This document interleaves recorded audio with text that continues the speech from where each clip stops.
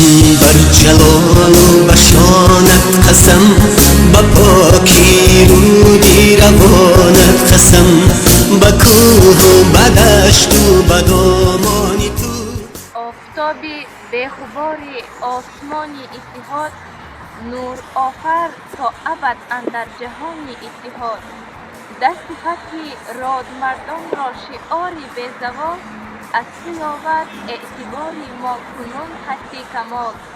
حجت صلح نوین تاجکانم پرچم است، پایداری مقام آریانم پرچم است.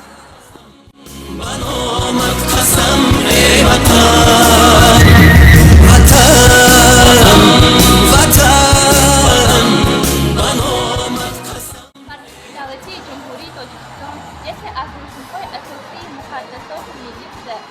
سادگی رمز حیات آسایشده، مهنت‌دوستی، اقبال سفید و آینده نیک و لایق احترامی بیر و برنای کشور گردیده است.